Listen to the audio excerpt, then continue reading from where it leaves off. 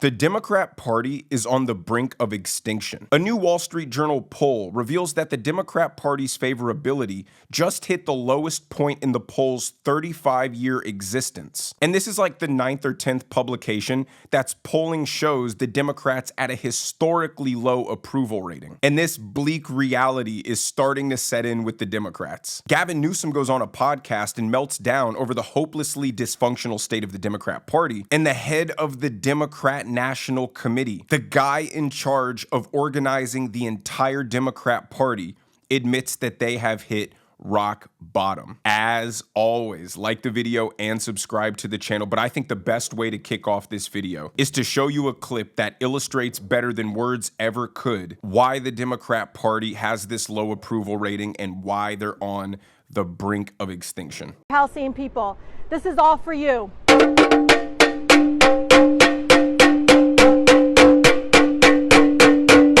So that was Congresswoman Rashida Tlaib, part of the left's ultra-radical squad and best buddies with Ilhan Omar and AOC. And she took to Instagram to protest for letting more humanitarian aid enter Gaza. And her brain thought that the most effective way to accomplish this was to grab a container from the congressional cafeteria that might have been part of the salad bar and take a metal spoon and start clanking on it. She then, after having that horrible idea, saw the recorded footage of how it looks in practice. And then at that point, her own sense of shame didn't kick in and tell her not to do this, nor did anybody around her tell her not to do this. And so she ends up posting an embarrassing, cringy, ineffective, and worthless video that only makes her look unserious and incompetent. It does nothing to further her cause. And that summarizes exactly what the Democrat playbook has been since Donald Trump got elected. Useless performative antics that only make the Democrats look bad. It's a result of their constant inflammatory and exaggerated rhetoric that raises every issue to a 5-alarm fire. And then when the Democrat base expects these politicians to meet the moment accordingly, they respond with Instagram videos of them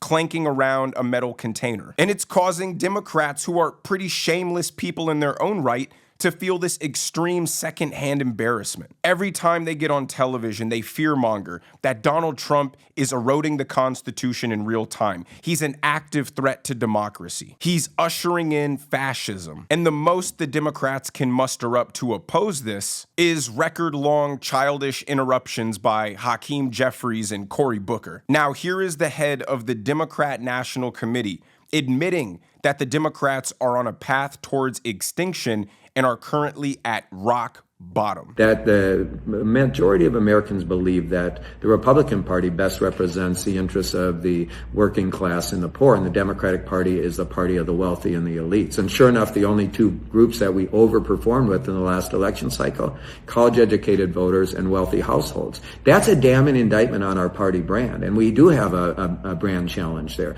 You know, it wasn't as a result of just one single election. I've seen for some years now us continue to lose ground with many parts of our coalition.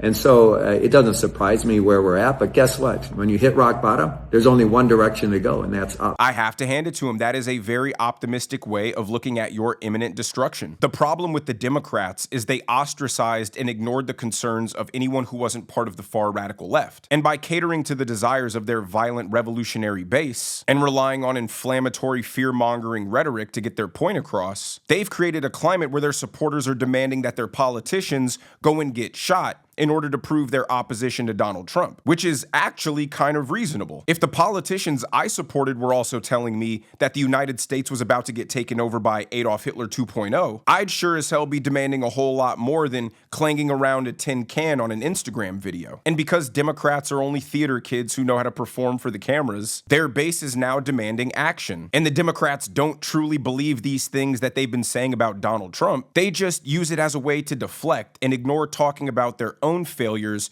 and totalitarian tendencies. So now they're in a position where neither moderates nor radicals like them and think they're effective. And that's what leads Gavin Newsom to melt down over the Democrat Party being historically unpopular and historically ineffective. It's exhausting. I'm sick of it, and I don't want to be on the receiving end of that anymore. I'm sick and tired of being on our heels, got to be on our toes. It's not about, fighting back. It's about leaning forward, and it's about setting the tone and tenor.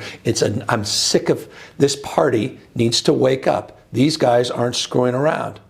And I say this not in literal sense, but they're assassins when it comes to the way they weaponize grievance and the way they play politics. Yeah. Enough. I mean, what more goddamn evidence do we need? Excuse my language. I mean, they've rolled back the last half century. In real time, that's just 6 months. Right. Can you imagine this guy having an additional 42 months with no system of checks and balances, no oversight? I mean, seriously, the hell else more evidence do you need? This is an existential moment. I mean, he's just mad because if the Democrat Party remains this unpopular, his presidential aspirations are hopeless. But I love his analogy that Republicans are political assassins. They're not messing around. Gavin Newsom's failed high-speed rail project in California is the poster child for ineffective Democrat governance. The project was supposed to be completed 20 years ago. It's $100 billion over budget, and they still haven't even laid a mile of track. It is the poster child for overregulation and bloated bureaucracy, financial mismanagement and corruption, because I mean, where did all of this money go? It went to somebody, most likely people who turned around and donated that money back to Gavin Newsom. So of course he views Republican effectiveness as akin to authoritarianism. He can't even fathom that Republicans can get things done in a meaningful way. So he's threatened by it. He has to demonize it. And that's why the Democrats are facing extinction, because any voter who might possibly even be thinking about not voting for Donald Trump looks at the Democrat Party and can't even consider them a viable alternative. And here's the Wall Street Journal's polling showing just that. Donald Trump is underwater by 17 points on how he's been handling tariffs, and yet voters trust the Republican Party on tariffs more than the Democratic Party. It's like this on just about every issue we tested except for one. Democrats hold a lead on health care. Even on the issues Donald Trump is most unpopular on, the Democrats are still far behind him. It's like the voters are saying, okay, Democrats, make your case why I shouldn't vote for Donald Trump. And they'll say, well, he's a fascist, he's a Nazi. And the voters clearly in November weren't convinced by that argument. They told you with their vote that your panicked outrage and emotional blackmail wasn't enough. And so now that the voter is saying, I don't need to hear about Donald Trump, my opinion has been formed on him, what about you? What do you stand for? They get Rashida Tlaib clinking around a metal container and putting it on Instagram. And they're like, all right, Donald Trump it is, I guess. And that's why the Wall Street Journal's poll showing Democrats' approval rating just hit its historic low, just like it has at every other publication. Watch. In our survey, 47% of voters say that the economy is excellent or in good shape. That's a very strong number. It's up by double digits from our last survey in April, and it's the most bright view of the economy in any of our polls dating to 2021. 63%. That may be the most important number in our new Wall Street Journal poll, and it's a number that should scare the Democratic Party. That's the share of voters who hold a negative view of the Democratic Party, and it's 30 points higher than the share who have a positive view. This is the worst image rating that Wall Street Journal polling has found in all of our surveys dating to 1990. This is a party that's brand is very tarnished.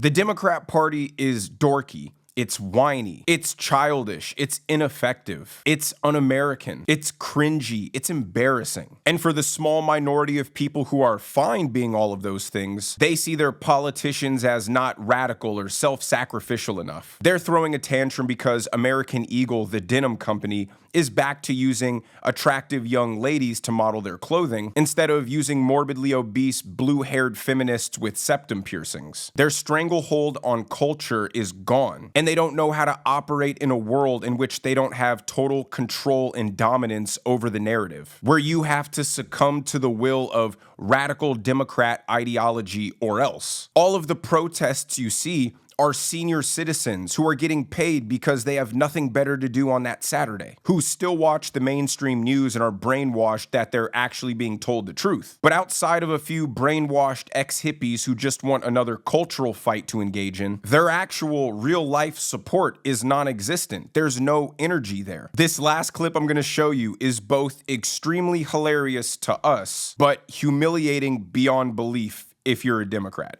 Take a look. Democrats threw a party today and no one showed up. What the is up? Let's go! So some ground rules. I don't think that this will be super necessary because you all seem really cool, smart, and hot. Who the are we? And why are we here in a panda head? I also have had a long-term feud with former presidential candidate Marianne Williamson because she sucks. Memes change people's minds. So what's a meme, huh? Come on, people. Look alive. So you've got Rashida Tlaib clanging her cafeteria container. You've got Hakeem Jeffries giving long-winded, annoying Southern Baptist-style sermons on the House floor. And you've got guys in giant panda heads at political events telling the crowd how hot they are. They're just a deeply unserious party who, like Panda Man said, think the real world is just a fanciful collection of memes. They're going to keep declining in popularity, especially until they can pick a direction. Are they going to commit to going further left? But that's going to demand violent action and a blood sacrifice to their radical terrorist sympathizing base. Or do they move more towards the center? But they'd have to risk changing their entire party platform, disassociate themselves from all of the woke radical policies that turned off the moderate voters in the first place. But that would be a substantial risk because they'll certainly lose the radical left vote block, but may not gain the centrist moderate block because large swaths of that demographic have already counted them out permanently. That is why, despite the incumbent party typically losing seats in midterm elections, it looks like what the Democrats might actually get is a Republican supermajority. But let me know what you guys think down in the comments section below. If you enjoyed the video, make sure you hit that like button. Make sure you subscribe to the channel if you haven't already. Turn on those notification bells so you never miss a video. And I will see you guys in the next one.